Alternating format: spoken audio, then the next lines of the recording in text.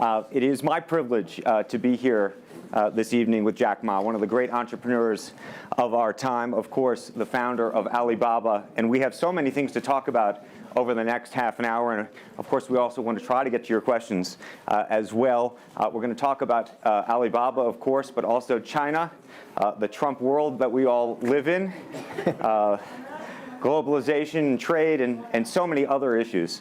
But first of all, thank you, for joining us. Yeah.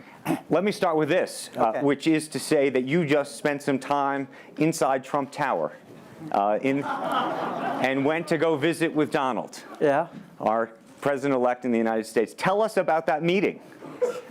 Well, it's a very productive meeting, much better than I thought, than I expected. What did you expect? Well, I heard a lot, and I watched, like everybody, I watched all the news and heard a lot about him. So when I go inside, I saw, anything that, but he's very sort of open-minded, listen what I talk. So I think I'm very happy about results. And finally, when he said, he said, Jack, let me walk you down. So it seems he's very happy about the results we had. Can I ask, how does a meeting like that happen? Do you call him? Does he call you? Well, how does this take place? Well, that's the question I'm asking myself. Because someday I got some requests from people say, Jack, do you want a meeting the president-elect? I say, is that true or not? Because I'm not ready for that. Because I don't know what to talk about. And then a few days later, I got another request. I got several requests, and then I saw one email with a friend, and it's very sort of specific. I thought about it. I think, yes, maybe I should go and have a talk.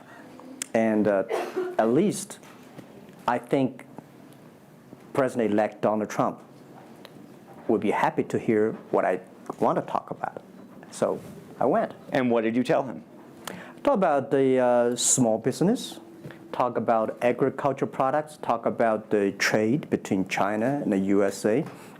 We especially focus on telling about how can we bring the small business in America, sell them to China, to Asia, through our network, which can create a lot of jobs for them. And you committed to create what you say is going to be 1 million jobs in the United States over the next 5 years. Yeah. Now, that's not 1 million jobs that Alibaba itself, but you're not hiring 1 million people. No, we totally, Alibaba employee put together is like 45,000 people. We cannot hire 1 million. I cannot imagine I can manage 1 million people.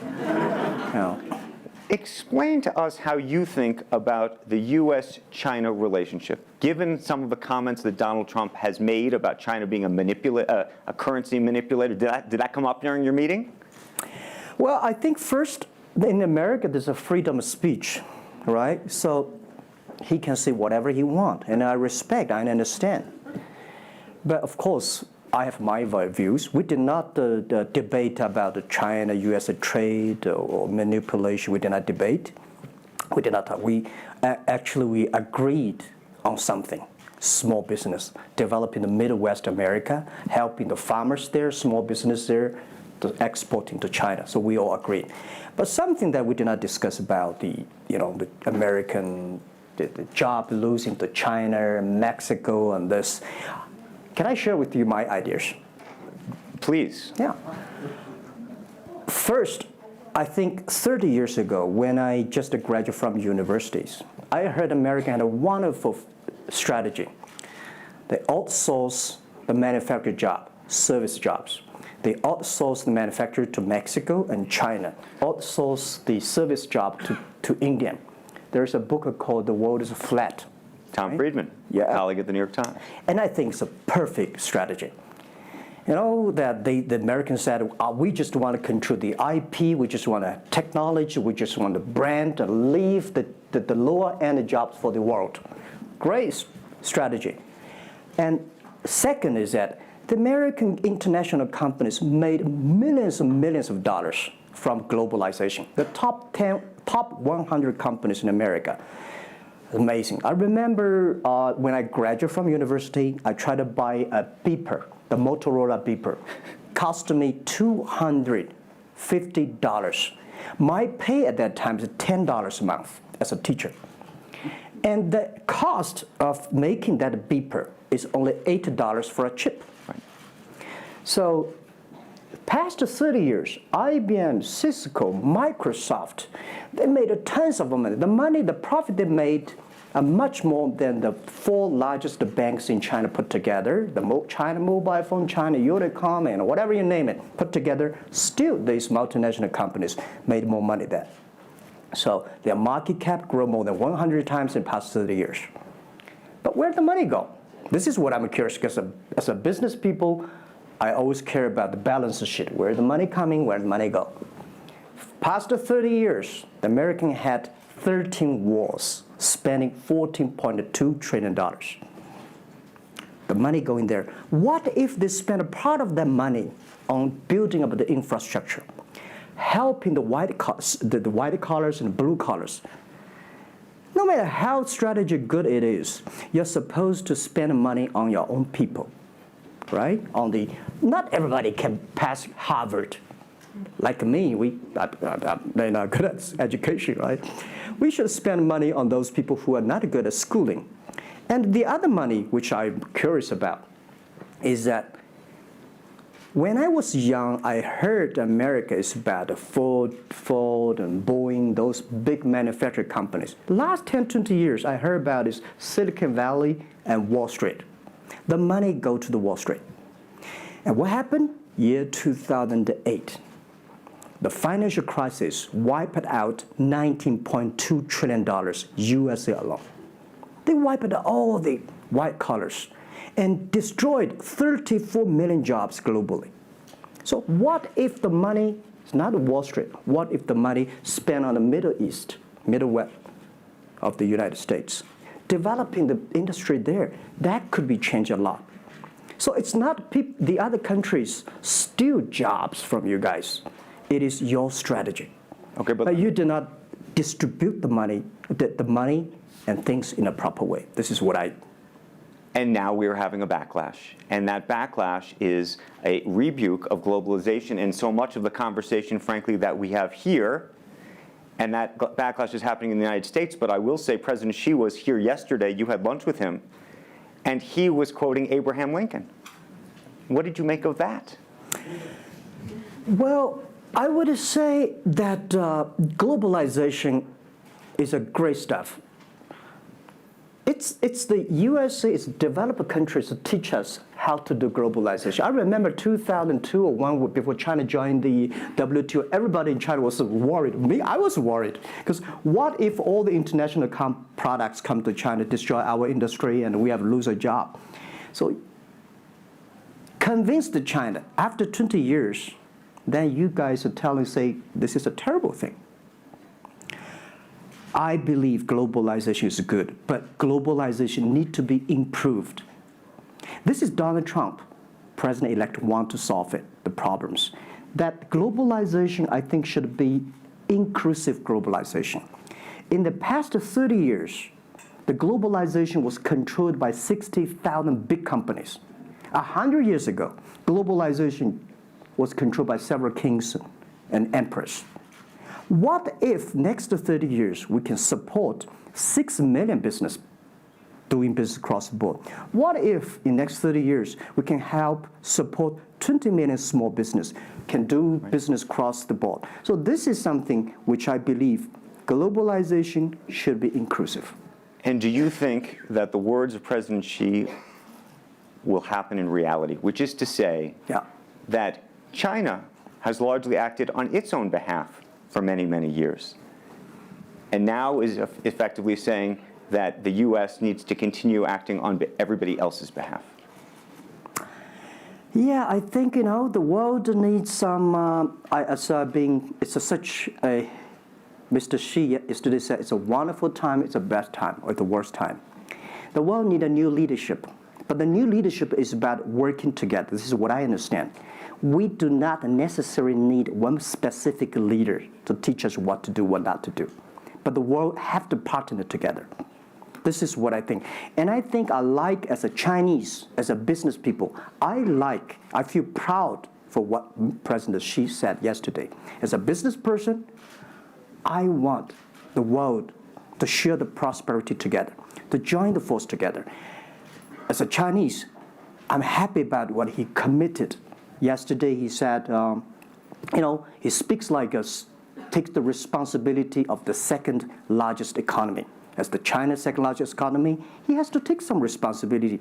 This is the first time I heard a Chinese leader make number commitment. He said, next 10 years, we are going to import $8 trillion US. This make me feel excited because China is transforming from exporting to importing. If there's a concrete number, if we can fulfill it, this is going to be huge change to the China and to the world. But don't you think that it's easier today for China to be interested in globalization because of the benefits that can accrue to China because you're continuing to develop than it is for countries that are, quote unquote, developed? Well, first, the WTO rule is not designed by China. It's not made by China. I would say there's something that I want to change. The WTO is designed, a lot of rules designed for big companies in the past 30 years, and only big companies can do it. And China definitely benefit a lot from opening. I think China should learn one thing, that we grow in the past 30 years, it's because we open to the world. If we continue to open to the world, not fully. Okay. An American business that wants to effectively go into business in China has a very difficult time, has to partner effectively with a company that's there already. This is why I said China has problems too. The world has problems. And China definitely has a lot of problems. China should open, should be more confidence. This is what I feel yesterday. I feel the confidence of Mr. Xi that he is ready to open more to the world. This is what I suggest, that we should solve the problem by business community, right, by negotiation. WTO, China joined WTO for 20 years or 70 years, I don't know the number. But the past 2 years, that I think we as a business, we as a country, we as the world, we have to review something. Right.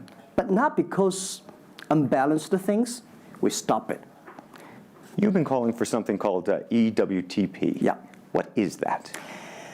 This is what I would talk about, is that the WTO was great, but they mainly designed for developed countries, big companies. There's no opportunity for small business. We want to build up an electronic world trade platform to support young people, small business, thanks through mobile phones, internet, they can sell and buy across the board. And the other thing is that WTO is a very interesting organization. When you put the Doha round, when you put 200 government officers in one room, ask them to agree on something, it's impossible. I can never imagine that they can agree on something together. Business should be designed by business people. So we believe EWTP should be something that the business people sit down together, agree on something, negotiate on something, and get endorsement from the government. I want to talk a little bit about Alibaba and the model itself, because I think for many in the West, if you will, they don't necessarily understand it. And to the extent that unfortunately, the extent that I could try to compare it to Amazon, which I know you think is an unfair comparison, one of the things that's so fascinating to me is that Amazon and Jeff Bezos have pursued what might be described as a very asset-heavy business model. They're buying airplanes. They want to own the entire supply chain from beginning to end. And Alibaba has effectively an asset-light business. It is very much, in terms of the retail piece of this, the opposite. You don't want to own the warehouses. You don't want to own the logistics companies. How do you think about that? Is Jeff Bezos right, or are you right? And is there going to be a meeting in the middle? I hope both are right. And because the world can never have one model. If the world has only one correct model, the world is too boring. Right? We need to have all kinds of models. And the people who do the model should believe in the model. And I believe what I do. Right? The difference between Amazon and us. Amazon is more like an empire. Everything they should control themselves, buy and sell. And our philosophy is that we want to be an ecosystem. Our philosophy is to empower others to sell, empower others to service, empower making sure the other people are more powerful than us, making sure with our technology, our innovation, our partners, our 10 million small business sellers, they can compete with Microsoft, IBM. Our philosophy is that we think using internet technology, we can make every company become Amazon. Remember one thing, today for our sales, our GMV last year is more than 550 billion US dollars. To hire people deliver for us, we need 5 million people. So how can we hire 5 million people deliver things for us to deliver the things we sold? The only way we do is empower the service company, logistic companies, making sure they are efficient, making sure that they make the money, and making sure that they can hire more people. But without owning the whole chain, can you do it as effectively? The idea that you're watching Amazon being able to deliver things now within hours, literally. We made 125 cities deliver within 1 day last year. Imagine, 10 years ago, deliver one thing from Beijing to Hangzhou takes about 8 days. Now you can deliver things from Beijing to Inner Mongolia, some city, within 12 hours. It's improving. You can never expect these things happen within 24 hours. We have patience. So I think, can you imagine that within the 11/11 Singles Day, we sold $17 billion,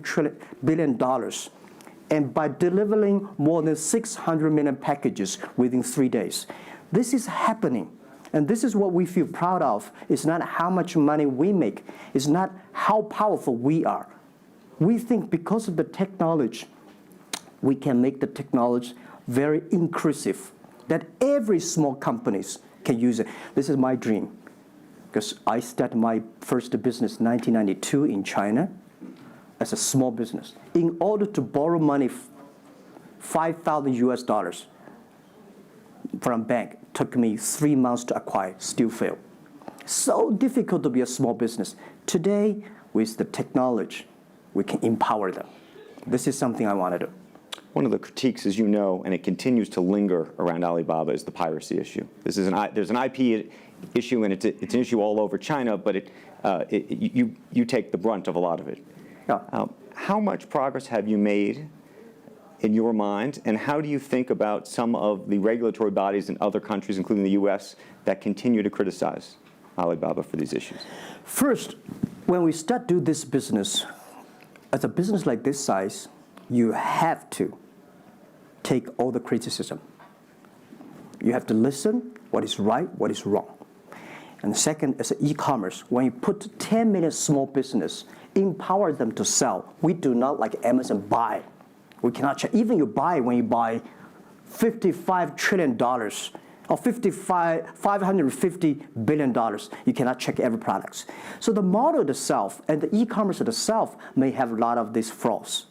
And third, I would say in the past 17 years, we are the leader of this anti-privacy issues, the IP, protect the IP.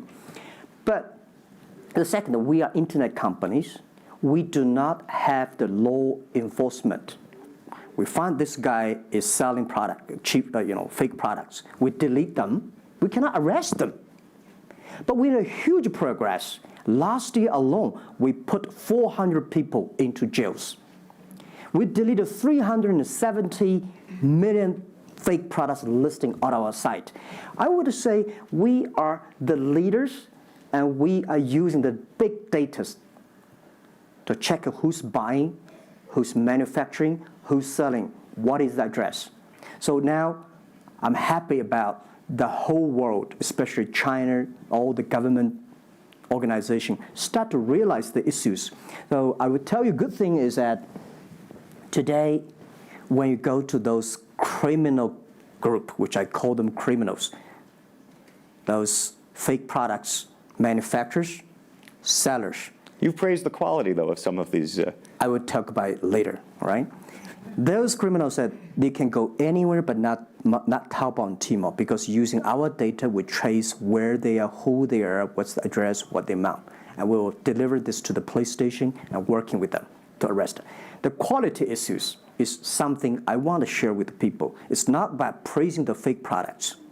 I want to say that for so many years, those branded companies, you have to be very careful because the fake products, their quality improving is scary.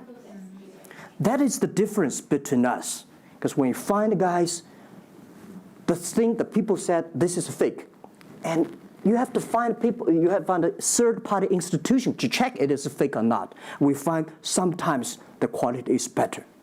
And I tell you, another thing is even scary. There's one branded company. He said, we are selling fake products. We check everything. There's nothing wrong. So we say, what is wrong? So we buy the products from his flag shop and deliver to them. They say, it's a fake. You know what I'm saying? Yep.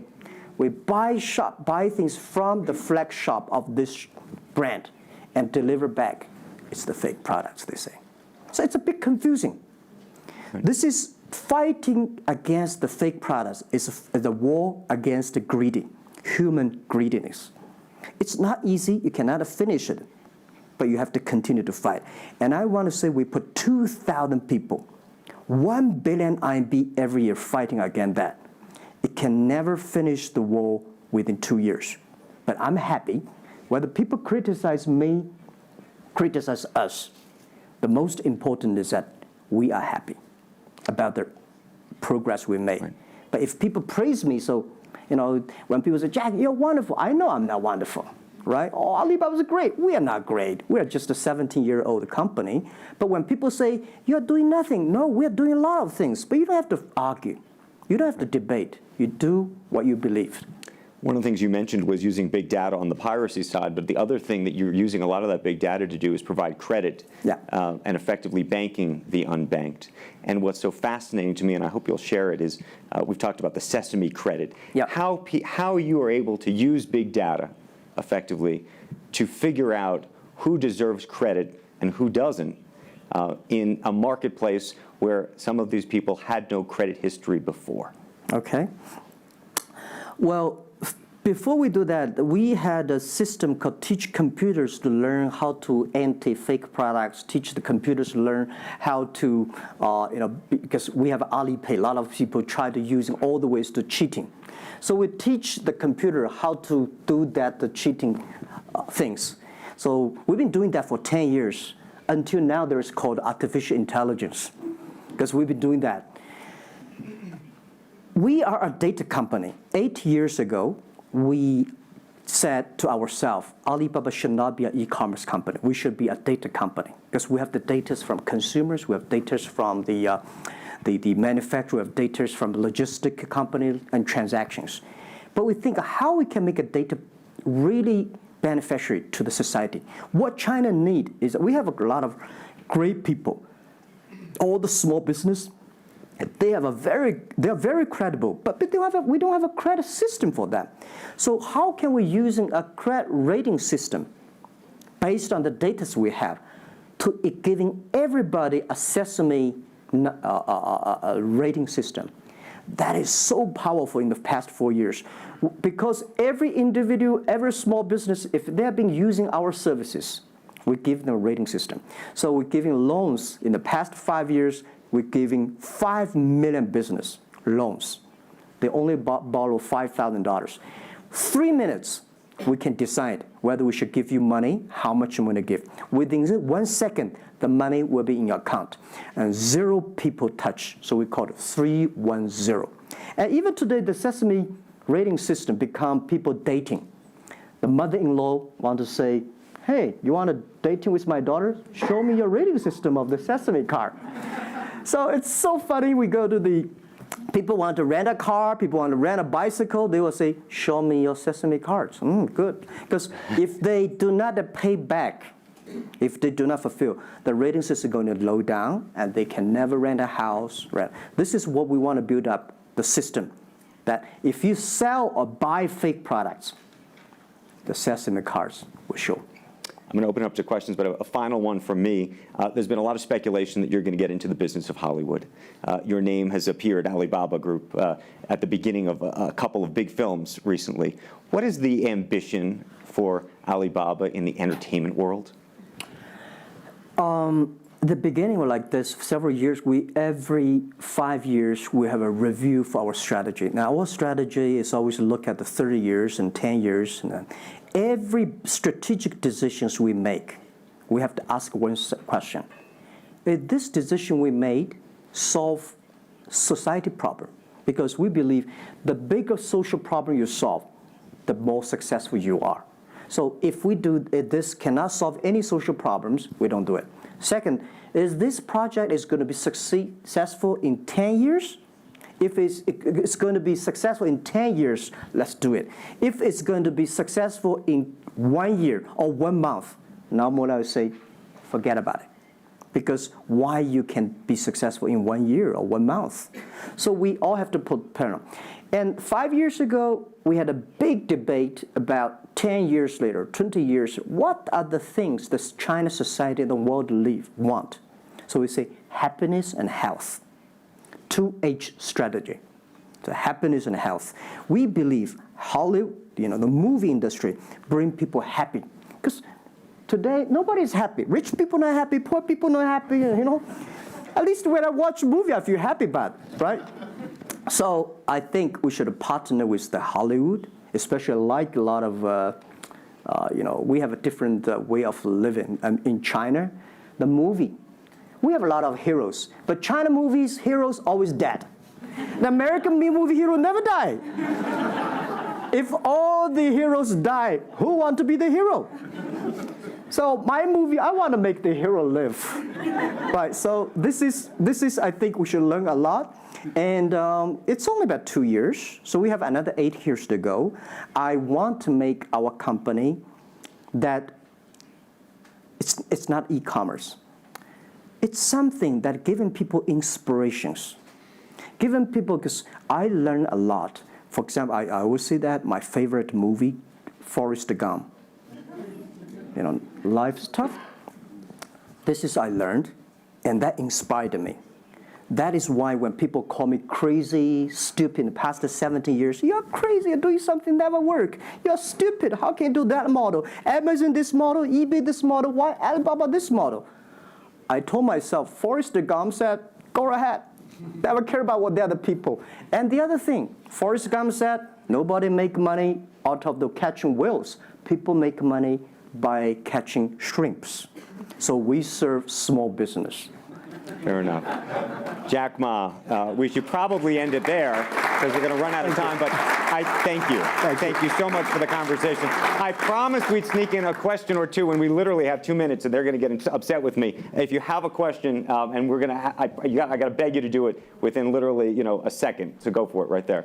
Okay, I'm not going to say that China and U.S. is going to have a trade war, but if the Trump administration gets tougher on China in terms of trade agreement, is that going to hurt Alibaba? Well, I don't think so. I think China and the U.S. should never have a trade war. We'll never have a trade war. And I think we should give President-elect Donald Trump some time. And he's open-minded. He's listening. And I think the war, it's so easy to launch a war. But it's so difficult, almost impossible sometimes to terminate a war. Iraq war, Afghanistan war, is that finished? No. Trade war. I believe one thing. When trade stops, the world starts. Trade is something that people start to communicate. Trade is something people exchange culture and value. And I will be happy if China and USA agree on something and Alibaba business model destroyed. I would destroy Alibaba model by stopping the war between. Because how can you imagine the first largest economy of the world, second largest economy of the world, have a trade war? It's going to be a disaster for two countries and for the world. If anybody can do something to stop it, do anything to stop it. Did you have a reaction to Trump and the situation with Taiwan and how he's thinking about that? Well, Taiwan, I think this is not something about government. This is not something about business. It's something about the people. If the Taiwan issue is the population, if you do Taiwan issue, it's like against 1.4 billion people. So this is another issue. So we're talking about trade, we're not talking about Taiwan. Very politic. Let's take one final question if we can. I think we can steal one more in. Yes, sir, right there. I'm not a politician. I try to This is speak like Sesame, this. a credit store. How do you assure you are not messing up with people's life and you are not dictating the whole, credit kingdom or the system? Because now you are the decision makers, you are the rule makers. Okay. First, I'm not sure. People say, oh, this is uncertain world. Every day is uncertain. The only certain day was yesterday. I'm not sure about that in the future I will dictate, I will be stupid. That's why I should retire early when I'm young. That is why I have a lot of things that I dream I want to do. I want to do philanthropy, I want to be a teacher, I want to go back to school, I want to do the environment. And the world is so wonderful. Why should I be the CEO of Alibaba all the time? I'm coming to this world not to work. I want to come to this world to enjoy my life. I don't want to die in my office. I want to die on the beaches. It's a wonderful message. Jack Ma, thank you for the conversation. Well, can I say one last sentence? Yes, please, please. I just want to give my last advice to any people here that every government should pay attention to in the next 30 years are critical for the world. Every revolution, technology revolution takes about 50 years. The first 20 years, technology company. Next 30 years, the implication of the technology. Focus on next 30 years. The first 20 years, eBay, Amazon, Facebook, Alibaba, Google. Good. The most important is that make the technology inclusive, make the world change. This is 30 years. Next, pay attention to those people who are 30 years old, because those are internet generation. They will change the world. They are the builder of the world. Third, that let's pay attention to the company who have fewer than 30 employees. So 30 years and 30 years old and 30 employees. That can make the world much better. Jack Ma, thank you very, very much. Thank you. Thank you. Thank you. Really appreciate it. Thank you.